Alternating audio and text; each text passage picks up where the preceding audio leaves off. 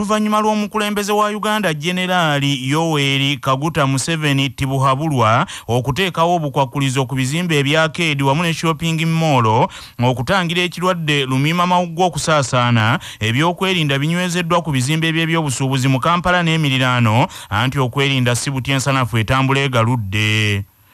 President Yoweri Kaguta Museveni tibuhabulwa akawungezi k'eggulo yalagidde ebibiina ebikulembera abasuubuzi wamu n'abavuzi ba taxi okuteekawo obukwakulizo obw'enjawulo obw'okutangira ekirwadde ekya COVID-19 ekyeyongedde naddala mu bitundu bya Kampala n'emiriraano.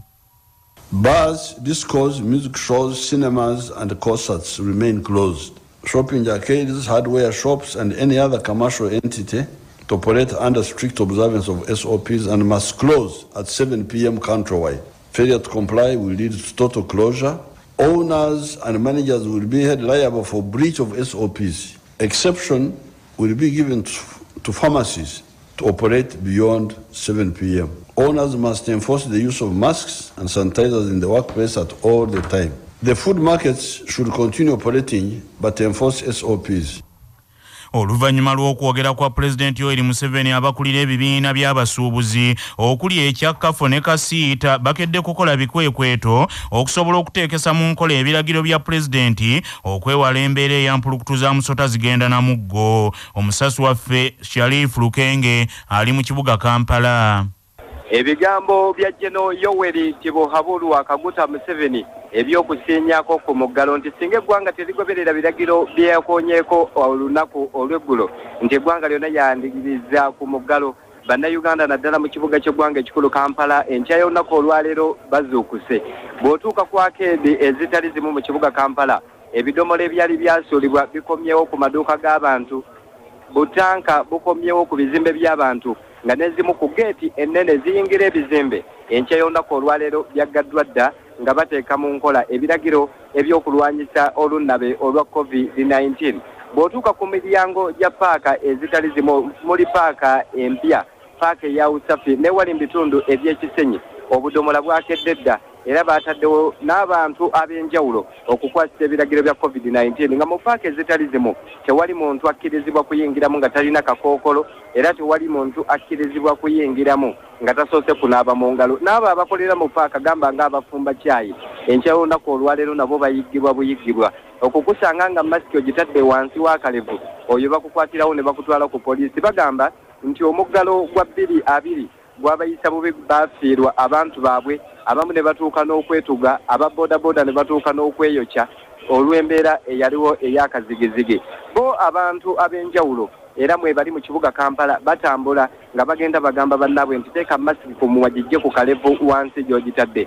Kalumanywera waakyali ku bagoba ba bodaboda bano Gano Yoweri Kaguta Museveni yabawadde sabbiiti emu nti bagondere ebiragiro bya COVID-19 wabula abamu ku nguudo ezimu zempiseeko mu kibuga Kampala nga bakyatikkira ddala abantu ababiri era n'aba bodaboda beekozeemu omulimu. Ogenda okulaba boda nga 3 nga zigenze ku muntu oyo nga zimuyimiriza nga bajjako abasaabaze nga bamugamba nti gwe tebakuwa ssente kwate kkubo genda. Ye kaweefube kaakano ali mu kibuga ky'eggwanga ekikulu Kampala wabula nga tekinnajjawo muwendo gw'abantu mungi abali mu kibuga. Ku lwa 88 akatonyeze 8 ey'obujjajja lwasa mayinja ze munnabuddu Lukenge Sharifu wano mu masekkati ag'ekibuga Kampala. Ebyo nga bikyalawo by'eby'omu katale ka ssente bali ku ddembe tebinnaba kuggwa. Abasuubuzi balaajanidde gavumenti ya kuno eteekewo akakiiko ak'abakugu babalirire n'okunoonyereza ssente obuwumbi 20 ezisuubirwa nti zaasoloozebwa ku basuubuzi ekibiina ekya Solowe ebbanga lyekimaze mu bukulembeze bw'akatale. Sabbiiti ewedde kkooti enkulu mu Kampala nga ekulemberwa omulamuzi Esther Nambayo yategeeza nti KCCA okugoba Sirowa mu katale k'Owino yakikola mu bukyamu era kkooti yalagira KCCA eriyirira abasuubuzi okuyita mu Sirowa ensimbi zonna ze bakozesezza mu musango era n'eragira ekibiina kya Sirowa kiddemu okukakalabya emirimu mu katale era n'obukulembeze bwa Susan Kushaba obukalimu bukafulume bunnambiro. Mu lunaku olwaleero abasuubuzi abakolera mu katale k'Owino nga bakulembeddwamu Katuntu Ibrahimu, Safari Steven n'Ajaluna Lubega za Mutuuba basabye gavumenti empya eyakalondebwa nti ng'ekibiina ekya Sirowa tekinnaddamu kukolera mu katale nga kkooti bwe yasazeewo gavumenti esooka ebalirire ssente zonna ekibiina kya Sirowa ze kibadde kisolooza mu basuubuzi kye zibadde zikola. Katuntu Ibrahimu ndi musuubuzi mu katale kano ak'owino sirowa ezeetuliisa akakanja okumala emyaka 2 era nze nsaba bekikwatako basooke bateekewo audit mu kampuni ya sirowa eyogerwako baginoonyerezeeko ebbanga lyemaze ng'etukuŋŋaanyaako wano sente ffe abasuubuzi abasoba mu 2,000 nga buli musuubuzi yamujjangako akakadde kamu nti kakugula liizi zajawo na lubega za mutuuba kyetusaba tukubira Lord Mayor wa Kampala omulanga bayingire mu nsonga zino olukiiko baluwa emyezi 3 kati emyezi 3 giweddeko abasuubuzi bagamba ekiddira kye ngenze Safari Steven kandi musuubuzi mu katale ka senti bali ku ddembe mbadde nkusaba president olagire nga bwe walagira luli mu tent era lagira amaje agali mu Owino gafulume.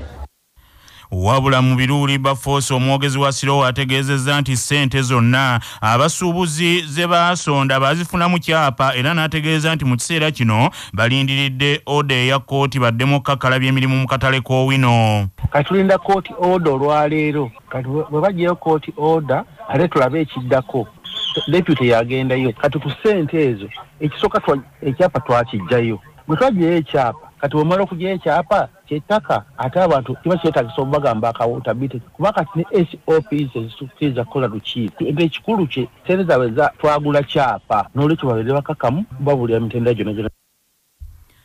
Saabalabirizi w'ekkanisa ya Uganda kitaffe mu Katonda Dr. Stephen Samuel Kazimba Mugalumbowa alagidde abakulembeze b'amasinzizo mu Uganda yattu okugondera ebiragiro ebyayisiddwa omukulembeze wa Uganda mu kiro ekyekesezza olunaku olwaleero kubanga bulijjo agatawulira mukama waago ge gabikka entembo.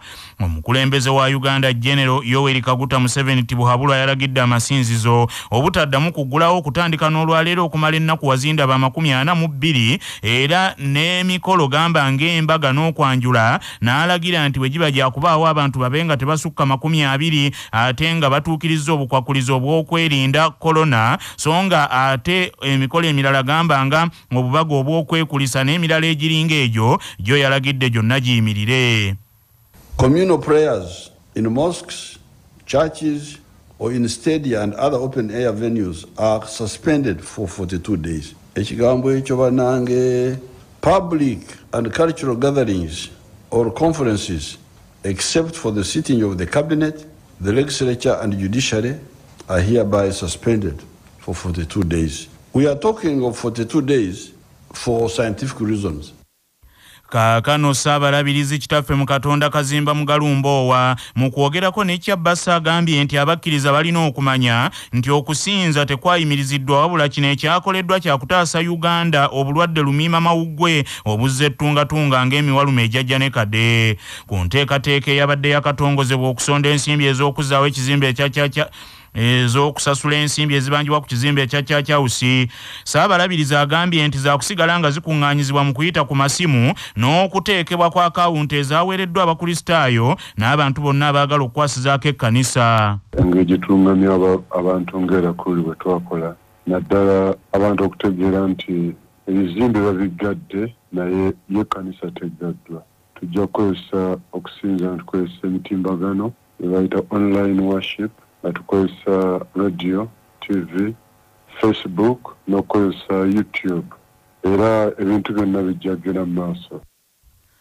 Abamu ku bazadde ababadde bamaze okuzzaayo abaana baabwe ku masomero bali mu kusattira oluvannyuma lw'omukulembeze wa Uganda okuggalawo amasomero bunnambiro okumala ennaku wazindaba 42 okutandika n'essaawa 2 ez'enkya y'olunaku olwaleero mu kwongera okulwanyisa obulwadde obwa korona. Waliwo abazadde b'abaana amasomero be gabadde galagidde okuzzaayo abaana olunaku lw'eggulo ng'ab'amasomero babasuubizza nti baakubakuumira mu bisulo awatali buzibu bwonna bwe bajja kufuna.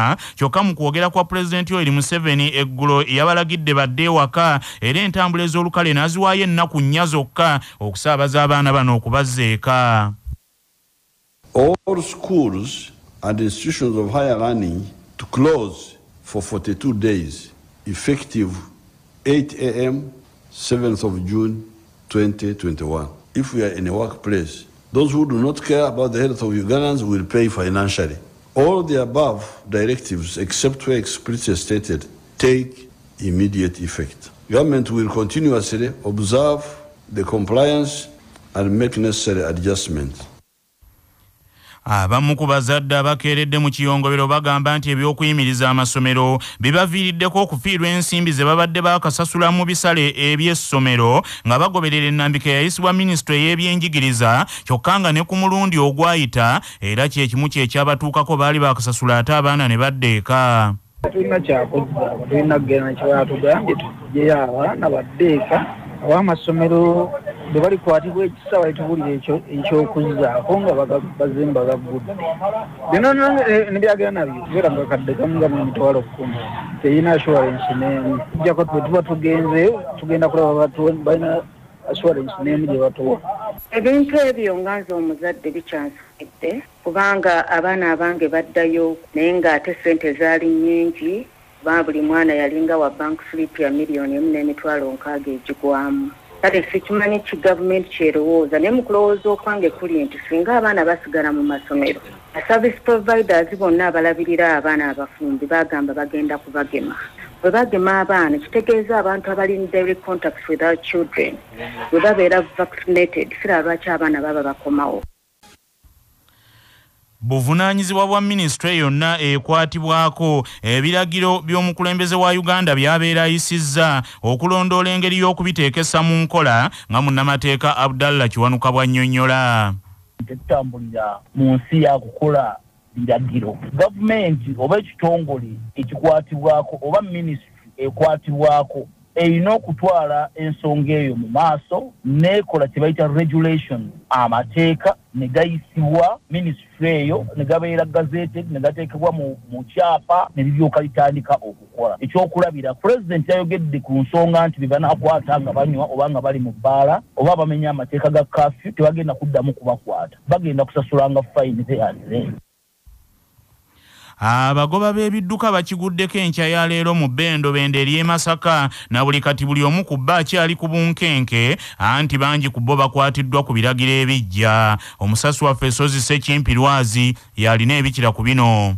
Poliisi y'ebidduka mu Bendobendo ly'e Masaka ekedde kola bikwekweto ku nguudo zonna ezifuluma n'eziyingira ekitundu kino ng'era akulira ebyentambula mu Bendobendo eri Masaka Mwesige George William agambye nti emmoloka zonna eziva ku biragiro ebyateekeddwa omukulembeze eggwanga za kukwatibwa ng'era kamunye nnyingi saako n'emmoloka endala zikwatiddwa mu bikwekweto bino era nga Mwesige akasizza nti bonna abanaasiŋŋanibwa nga bakoze ensobi bakutwalibwa mu mbaga z'amateeka ate abalala bagenda kuweebwa alisiita basobole okulaba nga bakwatisa butereevu ebiragiro omukulembeze eggwanga byeyataddewo mu kwongera okuziyiza ekirwadde kya COVID-19.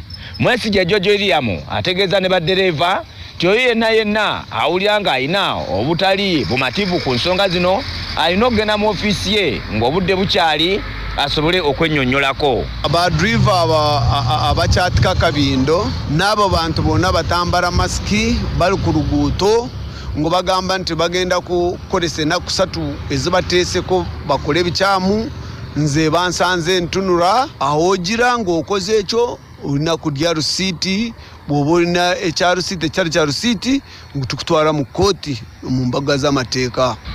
Kwa CBS FM nze Sozi Sekimpirwazi. Emisinde emiwanvu Masini Nkyelangati ayiseemu okukiikirira Uganda mu mpaka z'ensi yonna eza Olympics ezigenda okubeera e Tokyo Japan okutandika n'omwezi ogujja. Mesiri Nkyelangati okuyitamu akivudde ku mutindo omulungi gwe yayolesa mu mpaka za Engelo FBK Games ezibadde Budaaki mwakwatidde ekifo eky'omusanvu naweza obubonero obumusobozesa okukiika mu mpaka ez'Olympics. Ono yeegasse ku baddusi abakyala abayitamu edda okuli Juliet Chekwelu ne Immaculate Chemutayisaako Shida Leni Winnie Nanyondo n'Alima Nakayi. Abasajja abayitamu edda kuliko Joshua Cheptegei, Stephen Kiplotich, Jacob Kiplimo, Felix Kyomengesi ne Ronald Musagala. Mukatundu kuno kwe kwaffe n'ennono ezaffe eza wano. Ababaka abagoberera Kalali ew'olugave ewa kitaawe Kasoma Nakatanza emigadde Kyaddondo bamusanga ali ku mmere alyanga emmere gye baali balya yali ya nsujju era Kalali bwe yawulira nti Kabaka Mutebi omubereberye amwetaaga naye yasitukira mu mangu. Kalali ensujju ze yali alya kwali kuvuddeko akasigo nga kakwatidde ku kifuba kye okumpi n'ebbeere nga yagenda nako mu maaso ga Kabaka nga takalabye nti kakwatidde era olwesimba mu maaso ga Kabaka Mutebi omubereberye Kabaka n'amuyita nti kasujju bbeere olwa kasigo k'ensujju kana akaali ku kifuba kye nga ku bbeere. Nga tugenda mugebweru soko jjukire bino nga bikutuusibwako Uganda Poultry Breeders abalina emmere y'enkoko ey'omulembe ezikuza obulungi. Olwaleero ennaku z'omwezi ziri 7 omwezi ogw'omukaaga ogwa Ssebaaseka omwaka ogw'2021 bwe lwali bwe luti mu 2000 gy'emyaka 21 egyakayita gavumenti ya kuno yakuba mu kyapa etteeka ly'akalulu k'ekikungo ku nkola y'ebyobufuzi bannayuganda gye baali baagala bakulembererwemu oluvannyuma lw'etteeka lino okuyisibwa Paalamenti ya Uganda. Wabula bannabyabufuzi nga bakulemberwamu mu NDP Dr. Paulo Kawanga Semwogerere baddukira mu kkooti nga bawakanya etteeka lino nti kubanga lyayisibwa mu bukyamu nga tewasoose kubaawo kuliteesaako mu bukiiko bwa Paalamenti ng'amateeka bwe gaali galagira. Kyokka akalulu k'ekikungo kaategekebwa era ne kirangirirwa nti ekyali kisaliddwawo bannayuganda kwe kusigala mu nkola ey'omugendo so si bibiina byabufuzi newandibadde nga ate kkooti yasazaamu ebyo ebyakalulu k'ekikungo nga wayise emyaka 4 nga kabaddewo. Amawulire okuva ebweru w'eggwanga. Omukulembeze wa Colombia President Ivan Duque Makesi atandise okupondooka akkiriza nti agenda kukola enkyukakyuka ez'amaanyi mu poliisi y'ensi eyo agitereeze okukkakkanya abantu abeekalakaasa nga bagirumiriza nti ewunya ekivundu ate nga bulijjo gwe baayogeddeko kambe kawaase tekaggwako masanda. Bannansi ba Colombia bamaze sabbiiti eziwerako nga beekalakaasanga mu kusooka baali bawakanya enkyukakyuka mu by'emisolo gavumenti ze yali eteesa okuleeta kyokka ate oluvannyuma amaloboozi gakyuka ne batandika okuwakanya okulinnyirira eddembe ly'obuntu naddala ku ludda olwa poliisi kyokka ng'ate we twogerera amaloboozi gazzeemu okukyuka kati abeekalakaasi boogera kimu nti gavumenti erekulire. Kati President Ivan Duque Makesi alangiridde nti abapoliisi bonna abalinyirira eddembe ly'obuntu baakubonerezebwa mu nkola empya era waakussaawo olukiiko olulondoola enneeyisa yaabwe n'okukola ku bonna abakola ebyambyonoowo obusa byakola ewaabwe. Yadde nga kkooti yalagira okwekalakaasa kuyimirira olw'obulwadde lumiima mawuggwe obutabuse kyokka bannansi ekiragiro kya kkooti bakiziimudde bongera kweyiwa ku nguudo era we twogerera nga bannansi ba Colombia abasukka mu 6 be baakalusuulamu akaba mu kwekalakaasa kuno. Agavuda mu kunoonyereza wano ku Kyabasafama Gano. Mu mawulire ag'ebyobulamu bannassaayansi bakizudde nti ebibala ebya langi eya pinka bya mugaso nnyo eri bannabyamizannyo naddala abaddusi n'abasambi b'omupiira okusinga ebibala bye tulya ebya langi endala zonna ezimanyiddwa. Abayivu nga mu buto bannaabwe bwe bazza emisango babeewerera okubaloopa nga bwe bakuba obugalo nti kekkerebe oba kasonsomiro okunoonyereza okwa luno bakoledde ku University of Westminster e Bungereza okugezesa kwabwe ne bakolera ku bantu abasukka mu 100. Bakagezi munnyo bakizudde nti ebibala ebya pinka birimu ebirungo bingiko ebiwa omubiri amaanyi amakozi g'emirimu okusinga ebibala ebirala nga munnabyamizannyo abyettanira abeera omu kwabo abatawunyikamu. Omutwe omukulu mu kunoonyereza kwa luno omumanyi Dr. Debbie Sanjoy agambye nti ebibala ebya pinka nga watermelon, sseccungwa, apple n'enkoma mawanga biyamba n'abatali baddusa okuba n'emibiri egy'enkizo mu kulwanyisa endwadde ezitali zimu. Bannaffe amawulire ag'essaawa eno kangamalirize mu bufunze. Oluvannyuma lwa Pulezidenti Yoweri Kaguta Museveni tibuhabulwa okuteekawo obukwakulizo ku bizimbe bya arcade wamu ne shopping mall okutangira ekirwadde lumiima mawuggwe ebyokwerinda binywezeddwa ku bizimbe by'ebyobusuubuzi mu Kampala wamu n'emiriraano. Saabalabirizi w'ekkanisa ya Uganda Kitaffe mu Katonda Dr. Stephen Samuel Kazimba Mugalumboowa alagidde abakulembeze b'amasinzizo mu Uganda bagondere ebiragiro ebyayisiddwa omukulembeze wa Uganda mu kiro ekikeesezza olunaku olwaleero. abazadde ababadde bakazza abaana bwabwe ku masomero bennyamivu era nga beeraliikirivu ku ngeri abaana baabwe gye bagenda okutambuzaamu ebyenjigiriza oluvannyuma lwa pulezidenti okulagira nti amasomero gaggaliwo okumala ennaku 42 naye nga abazadde bagamba nti babadde bakasasula ensimbi zonna ez'olusoma olujja kyokka nga ne ku mulundi guli obulwadde obwa covid bwe bwazinda eggwanga era abayizi baddeeka nga ate baali bakamalayo ebisale. Bannaffe amawulire ag'essaawa eno bwe gatyo bwe gagenze tova ku laadiyo ey'obujjajja.